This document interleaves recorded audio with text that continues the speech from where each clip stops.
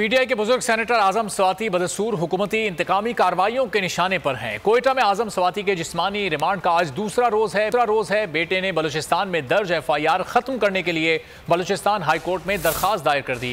इंसाफ lawyers forum ने आजम स्वाति का remand भी हाई कोर्ट में चैलेंज कर दिया।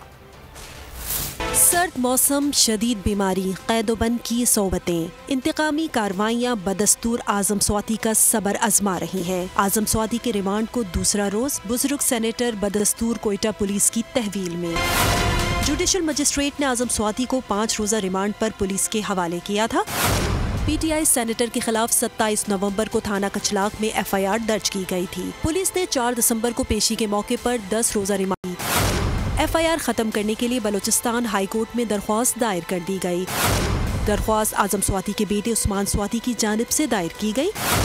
इंसाफ लॉयर फर्म ने आजम स्वाति का रिमांड भी हाई कोर्ट में चैलेंज कर दिया। आजम स्वाति को दिल की तकलीफ के बायस जुमेरात और जुमे के दरमियानी शब पिम्स में दाखिल किया गया था। ताहम सुबह सवेरे कोयटा पुलिस उन्हें लेने अस्पताल पहुंच गई। लैब रिपोर्ट्स का इंतजार किए बगैर ही आजम स्वाति को तहवील में लेकर कोयटा पहुँचा दिया गया। अगर आपको ये वीडियो पसंद आई है तो लाइक पर क्लिक करें।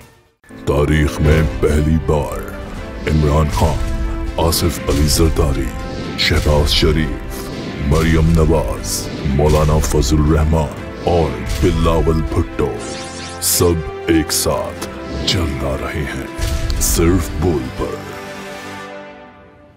सबसे ज्यादा व्यूज और सबसे ज्यादा रेटिंग के साथ बोल आज भी रहा नंबर 1 पर। सब्सक्राइब करें और बेल दबाएं ताकि कोई खबर रह न जाए।